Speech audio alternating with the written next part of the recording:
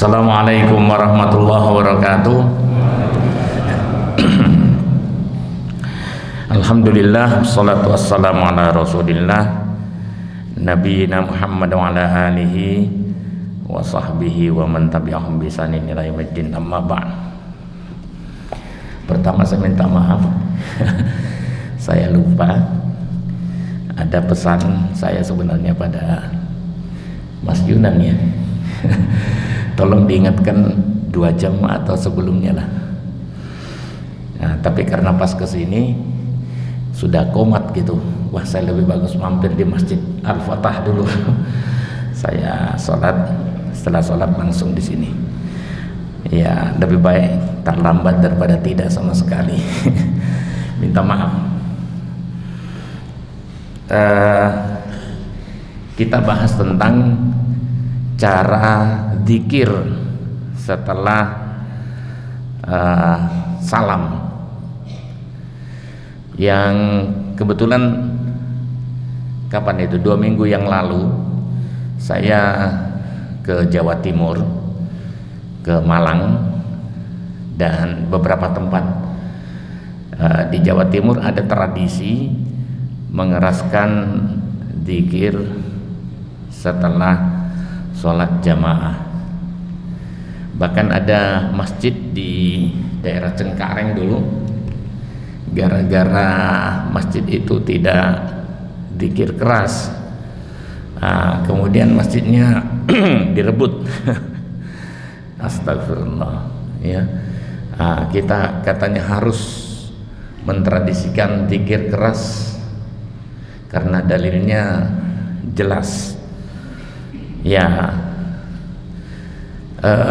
kebetulan kalau saya kebetulan karena musafir dan ada beberapa teman itu ya biasanya jamak qashar, karena Nabi Sallallahu Alaihi Wasallam itu selalu dalam perjalanan itu menjamak qashar sholatnya dalam safar.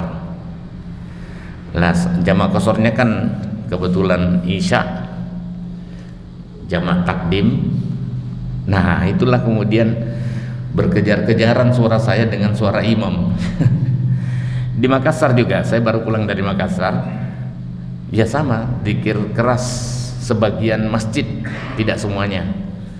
Nah pas masjid-masjid yang saya datangi karena waktu sholat ya begitu, memang ya waladhdollinnya jadi tidak begitu jelas karena suaranya zikirnya keras. Nah sebenarnya ada nggak tuntunan zikir, mengeraskan zikir itu ya?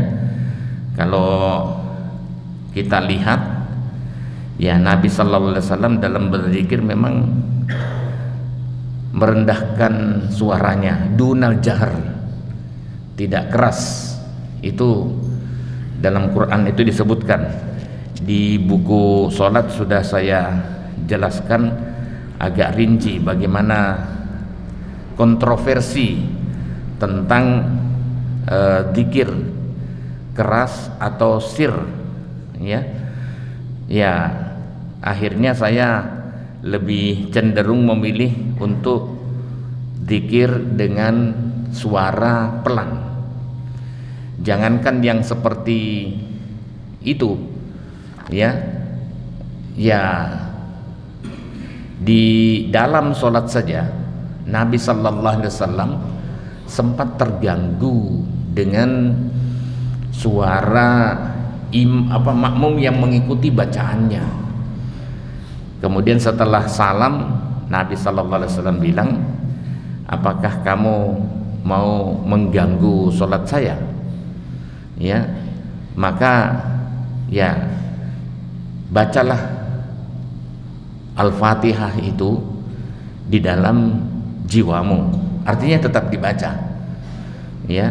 Nah, cuma jangan dikeraskan, karena kalau keras ya itu nanti akan mengganggu kanan kirinya dan mengganggu imam yang membaca itu yang lebih tidak boleh lagi ya. Ini di dalam sholat. Nah kecenderungan orang yang berzikir keras, dan itu yang kita tidak temukan di tempatnya Nabi Sallallahu Alaihi Wasallam, baik di Madinah ataupun di Makkah, ya, kecenderungannya memang mengganggu. Apakah boleh puji-pujian, zikir dengan keras? Boleh saja, saya termasuk yang membolehkan, tapi sebaiknya sebelum azan, kalaupun itu mau dilakukan, ya, sebaiknya dilakukan sebelum azan. Walaupun dalam riwayat tidak ada itu riwayat sebelum azan beliau melaksanakan zikir dengan keras, ya. Ada pernah sahabat yang melakukan itu, Al-Ansor itu, kemudian ditegur oleh Umar bin Khattab. Kemudian sahabat itu membantah, orang yang lebih baik dari anda saja itu tidak melarang saya karena dia melantunkan syair-syair di masjid. Kok anda kok malah melarang? Ada Abu Hurairah di sana, betul nggak? Abu Hurairah mandu-mandu, betul. Ya, kontroversi pembacaan syair, bukan saya syakir. Ya, kemudian setelah itu ya, syair yang baik-baik boleh dilantunkan, karena dulu pada masa jahiliyah syairnya itu isinya malah menjauhkan orang dari Allah. Nah, kemudian setelah dikatakan betul, Umar diam dan meninggalkan sahabat itu, ya.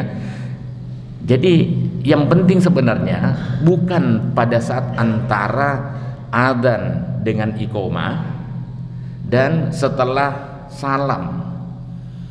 Kenapa? Karena antara adzan dan iqamah itu yang dituntunkan adalah sholat sunat, ya, sholat sunat. Tapi di daerah itu berlangsung itu, ya, di beberapa tempat, tidak semua masjid saya katakan, tapi banyak itu menjadi tradisi, ya. Itu ketika kita, ya, ada yang saya temukan, muadzin setelah azan dia sholawat, memang sunnahnya sholawat, Allahumma sholli ala Muhammad, kemudian Allahumma rabba hadid da'wati tammah sampai terakhir. Kemudian setelah itu ada yang sholat sunat, setelah sholat sunat puji-pujian lagi. Ada juga yang tidak sholat sunat, langsung lagi tancap dengan puji-pujian. Ini tidak sholat sunat malah, ya, karena itu pengalaman di lapangan. Ya Allah ya Rabbi. Nah, yang orang sholat sunat itu terganggu, ya. Nah, itu aja kita dilarang untuk mengeraskan. Itu dalam bacaan yang ritmenya sama-sama membaca Al-Fatihah, ya. Iqra binafsik katanya, baca di dalam jiwamu. Nah, itu kira-kira. Nah, sementara di dalil-dalil yang lain, baik Al-Quran, kita disuruh untuk merendahkan suara kita, khifah, ya. Khifatan itu artinya, ya, merendahkan suara kita. Ada dengan rasa takut, tadarruan wa khufyatan, dengan rasa takut, ya, khufyah. Kemudian ada rasa, ya, khaif, itu dengan merendahkan suara. Nah, jadi itu kira-kira yang intinya. Saya lebih cenderung membuka tanya jawab. Jadi intinya, ketika ada yang, karena masjid ini punya umum, ya, masjid ini punya umum, ketika ada yang sholat, utamakan yang sholat sunat itu. Jangan sebelum, setelah azan, sebelum qomat, dan jangan setelah salam, karena mungkin ada yang masbuk, ada yang jamak qashar, ya. Nah, mereka rata-rata memang sholat sunatnya setelah zikir itu, ya. Ya, itu hanya karena pengalaman. Kebetulan di Makassar itu pada saat pertemuan nasional Aptikis, Asosiasi Perguruan Tinggi Keislaman Swasta, karena campur di sana, pas masjid, sholat di masjid itu suaranya keras. Waduh, mengganggu aja. Kebetulan orang-orang timur kan, agak mengganggu saja sholat kehusuan kita. Sudah tidak biasa khusyuk, diganggu lagi dengan suara keras. Jadi double gitu ya. Monggo kita buka tanya jawab apa saja seputar sholat, silakan kalau ada, monggo. Kalau zikir-zikirnya insyaallah sudah sering kita sampaikan. Istighfar 3 kali itu saja, astagfirullah, astagfirullah, astagfirullah. Boleh ada alladzi la ilaha illa huwal hayyul qayyum wa atubu ilaih, tapi saya tidak menemukan astagfirullahal azim saja tok sampai di situ ya. Adanya astagfirullahal azim alladzi la ilaha illa huwal hayyul qayyum wa atubu ilaih. Ada juga astagfirullah alladzi la ilaha illa huwal qayyum wa atubu ilaih. Kemudian Allahumma antas salam wa minkas salam tabarakta ya dzal jalali wal ikram. Itu hadisnya sahih. Tidak ada yang Allahumma antas salam wa minkas salam wa ilaika ya'udus salam fahayyina rabbana bis salam wa dakhilnal jannata darus salam. Tidak ada hadisnya ya. Jadi tidak ada kontroversi sebenarnya dalam masalah ini ya. Kalau orang-orang hadis yang ditanya, tidak ada hadisnya di kitab hadis mana ya, tapi di googling pasti muncul itu zikir-zikir setelah sholat. Tapi kalau kita hanya mencantumkan Arabnya saja, maka tidak ditemukan ya. Nah setelah itu Allahumma la mani'a lima a'taita wa la mu'tiya lima manata wa la yanfa'u dzal jaddi minkal jadd. Baru subhanallah 33 kali ya, bukan subhanallah 33 kali, alhamdulillah 3 subhanallah, subhanallah, subhanallah. Tidak usah buru-buru, nikmati zikir kita ya. Alhamdulillah, alhamdulillah, alhamdulillah sampai 33 kali ke belakang. Tidak usah buru-buru, nikmati zikir kita ya. Kemudian Allahu Akbar 33 kali sampai terakhir. Ditutup dengan la ilaha illallah wahdahu la syarikalah lahul mulku walal hamdu wa huwa ala kulli syai'in qadir ya. Itu kira-kira zikir-zikirnya. Kemudian bisa disunahkan juga membaca ayat kursi, trikul, kul huwallahu ahad, kul a'udzu birabbil falaq, kul a'udzu birabbin nas. Nah setelah itu ada kontroversi mengenai doa. Ada nggak tuntunan doa di ini? Ya memang secara spesifik tidak secara spesifik, tetapi ada hadis yang mengatakan setelah membaca ini setelah sholat, apabila kamu sudah sholat kemudian ya ingin membaca doa, silahkan baca doa semau kita, pilih doa yang kita maui ya. Ada tuntunannya membaca alhamdulillah, kemudian bersalawat, mulai dengan salawat, kemudian mintalah apa yang diinginkan oleh kita ya. Ada lagi tuntunan astagfirullah. Astagfirullah itu saya minta ampun kepada Allah. Bukankah itu doa? Allahumma antas salam wa minkas salam, bukankah itu doa? Tapi kalau mau dikatakan itu zikir, ya silahkan saja. Kalau astagfirullah saya minta ampun pada Allah, setahu saya itu termasuk doa ya. Tapi kalau ada yang mengatakan tidak ada doa setelah itu pulang, ya ada juga dasarnya ya. Nah, kontroversi di bidang ini tidak perlu diperuncing ya. Saya kira itu. Ada pertanyaan, silakan. Waalaikumsalam warahmatullahi wabarakatuh. Tentang zikir pagi dan petang, adakah batasan waktu?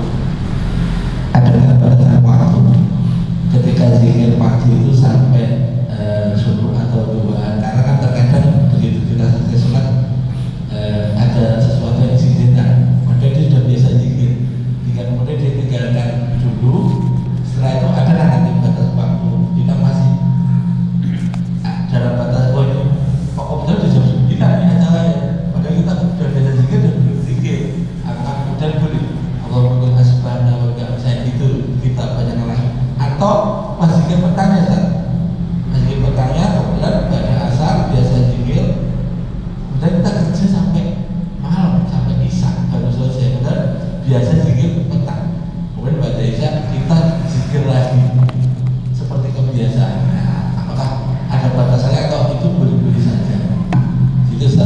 Ya. Waalaikumsalam warahmatullahi wabarakatuh. Monggo yang lain sekalian. Assalamualaikum Ustaz. Waalaikumsalam warahmatullahi wabarakatuh. Pertanyaannya cuma satu.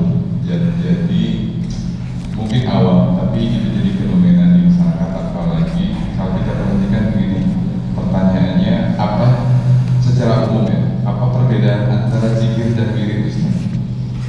Karena kadang-kadang kita melihat masyarakat itu misalnya seperti ini. Kalau Anda lagi punya masalah, maka dawamkan atau amalkanlah wirid-wirid seperti ini. Ada seperti itu. Jadi pertanyaannya adalah bagaimana untuk secara sederhana membedakan antara zikir dan wirid. Terus kemudian yang kedua adalah dengan fenomena-fenomena yang ada saat ini. Ini kan berseliweran di sosmed-sosmed itu, agar seperti ini mereka disarankan untuk membaca amalan wirid-wirid seperti ini agar apa yang menjadi keinginan agar dia jadi benar-benar segera. Mohon penjelasannya. Terima kasih. Ya, matur nuwun. Zikir pagi garis besarnya dibaca pada saat pagi. Zikir petang, sore itu dibaca pada saat sore. Tapi begini, pagi itu ya batasannya pagi, ya jamnya tidak disebutkan oleh Nabi Sallallahu Alaihi Wasallam. Jadi lebih panjang setelah subuh mau sampai ya apa jamnya karena tidak disebutkan, lazimnya saja ya biasanya setelah terbitnya matahari masuk seperti ini kita zikir-zikir sampai masuknya mungkin sekitar jam 7 jam 8 masih termasuk pagi itu ya. Kalau jamnya maaf saya tidak, karena Nabi SAW waktu itu belum ada jam ya. Kalau hitungannya duha itu juga bisa itu ya, waktu duha pokoknya waktu sebelum masuknya zuhur. Tapi rata-rata ketika sapi unta itu mulai kepanasan itu masuk zikir pagi. Sementara zikir sore petang itu biasanya menjelang maghrib. Pokoknya perbanyak zikir.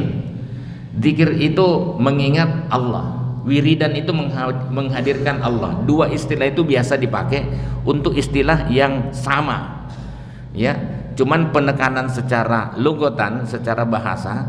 Zikir mengingat Allah, wirid itu ya bacaan-bacaan sama juga dengan zikir itu, tapi untuk menghadirkan Allah dalam diri kita. Pendekatannya lebih tasawuf ya, karena jangan hanya sekedar ucapan kemudian Allah kita tidak hadirkan, padahal Allah itu ada ya. Nah ada tapi dianggap tidak ada. Makanya mari kita hadirkan dalam diri kita Allah itu ya. Saya kira itu ya. Jadi ya intinya memperbanyak mengingat Allah ya di waktu pagi dan petang, karena itu waktu-waktu yang banyak godaannya ya. Ketika kita mau memulai kerja, ketika kita mau mengakhiri kerja ya, nah itu banyak godaannya. Setan-setan kalau di dalam hadis yang lain itu disebutkan itu keluarnya pada saat jelang maghrib itu.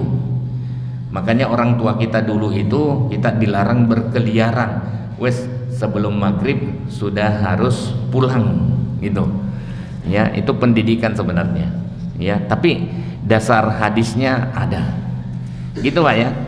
Baik, ada yang lain? Monggo.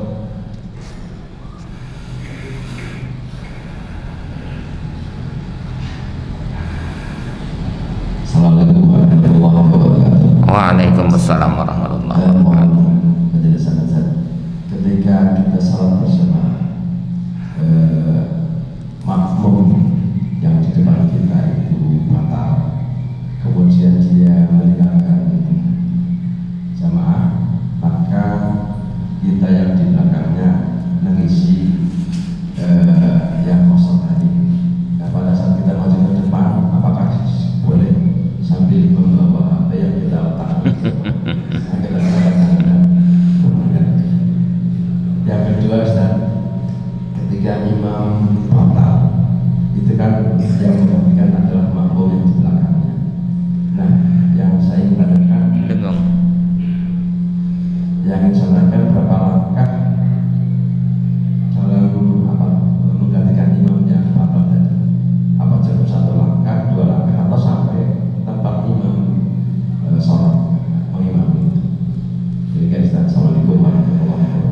Waalaikumsalam warahmatullahi wabarakatuh. Tidak ada tuntunan untuk ketika kita pindah mengisi sok yang kosong di depan itu HP diikutkan. Cuman rata-rata kita sekarang membawa handphone. Mungkin sekarang tidak, ya, karena rumah kita dekat sini, jamaah mukim yang rutin berjamaah di sini. Tapi di masjid-masjid yang pinggir jalan, tempat lalu lalangnya jalan besar ya, provinsi, negara, itu biasanya ya orang musafir, ya. Nah, makanya saya lebih cenderung pertama ya kita silentkan handphone kita, kan kita tidak berkomunikasi pada saat kita sedang sholat, atau matikan, silent atau matikan suaranya atau matikan handphonenya. Yang kedua dikantongi, ya, dikantongi. Kadang kita lupa, nah itu kita bisa matikan pada saat bunyi HP kita, karena kan orang yang menelpon kita kan tidak tahu jadwal sholat. Nah itu yang kadang-kadang membuat. Pernah awal-awal saya marah terhadap penelpon, jangan pernah menelpon pada saat jam sholat. Tapi kan ini kan dari berbagai provinsi, yang di sana jamnya beda gitu, ya. Ini tidak sedang jam sholat, tapi di Jogja sedang jam sholat. Tapi sekarang sudah tidak, ya, karena saya ya kadang kan kita lupa mematikan itu. Nah pernah terjadi di Masjid Al-Fatah Bodeh itu karena handphonenya diletak jauh, pernah juga di sini kalau tidak salah, dia letak handphonenya tasnya di pojok sana, sementara dia di sini bunyi tuh handphone itu, nggak bisa mematikan, ya. Di Al-Fatah juga pernah itu, tasnya diletak di sini, sementara dia sholatnya, jadi agak jauh itu, waduh. Gimana cara matikan sampai begitu? Itu kemudian dimarahi orang dua adab gitu. Ya, wes ngerti Arab sholat pakai bahasa Jawa, ya. Kebetulan dia tamu dari luar, dari Kalimantan waktu itu. Kemudian setelah itu diingatkan, ya yang dimarahi tidak ini karena memang dia salah. Jadi ada kesulitan untuk mematikan handphone kalau handphone itu jauh. Makanya silent atau matikan, baru setelah itu kantongi, ya. Jadi putuskan komunikasi dunia. Jadi kalau di bawah itu ya saya tidak tahu bagaimana caranya karena tidak ada contohnya. Ya, apakah HP-nya ditendang atau ya itu kira-kira. Yang kedua, berapa langkah kita untuk bisa mengisi sop yang depan? Tidak disebutkan langkahnya. Kalau jarak untuk membolehkan kita lewat itu hanya 3 hasta. 3 hasta itu segini, ya, kurang lebih 40 cm lah untuk ukuran kita, kali 3. Jadi tempat sujud ini, sajadah ini sudah dirancang untuk lewat. Ketika dia ada orang yang lewat di dalam sajadah, maka kita bisa menghalangi. Itu sunnah menghalangi, ya. Setelah itu mendorong, setelah itu ini perangi dia, ya, perangi dia, ya, bahasanya itu perangi, ya. Falyuqatil itu bisa juga bunuh dia. Tapi nanti pasalnya lebih panjang kalau itu. Perangi aja, ya, karena sesungguhnya dia itu setan yang mengganggu. Masa 1 kali 2 kali masih mau saja lewat di situ? Ada tuh video saya lihat, memang dia sengaja lewat-lewat, lari-lari. Bukan anak-anak. Kalau anak-anak biarkan, karena itu masa dia, ya, biarkan. Nanti kita perlahan-lahan menegur. Jangan sampai gara-gara teguran kita membuat anak-anak tidak mau lagi datang ke masjid. Dia sudah mau datang ke masjid, spirit untuk berjamaah sudah dahsyat, sudah mau, itu sudah modal utama. Jangan pernah dilarang, jangan pernah nanti setelahnya baru dilarang, ya, atau orang tuanya dikasih tahu. Tapi ini enggak, orang dewasa sengaja lari-lari, saya tidak tahu apa maksudnya. Setelah itu ada yang jengkel, dia keluarkan kakinya 1, langsung orang itu terpelanting. Nah masalahnya setelah terpelanting itu Jamaah yang melihat itu langsung ketawa gitu itu. Makanya saya katakan benar kata Nabi sallallahu alaihi wasallam, sesungguhnya dia itu setan yang mengganggu sholat kita. Hanya itu saja. Kalau langkah-langkahnya sebenarnya yang paling utama untuk mengisi kekosongan itu adalah orang terdekatnya. Kalau imamnya di sini, yang kosong di sini, maka yang merapat itu bagian paling kanan, merapat ke tengah. Kalau yang kosong di sini, yang paling utama adalah bergeser, itu adalah yang paling sana. Karena kan sop pertama lebih bagus daripada sop kedua. Begitu seterusnya. Ya. Tetapi kalau tidak diisi, tidak ada menitnya. Tidak diisi, ya sauntoro. Untoro itu apa ya?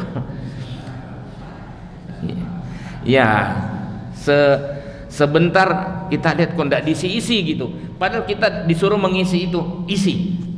Baru itu kemudian maju. Tapi kalau prioritasnya sebenarnya itu, ya, jangan di sana malah menggeser ke sana. Ya, dia harus ke arah sentral imam. Ya, nah kalau sudah seperti itu, insya Allah aman jamaah kita.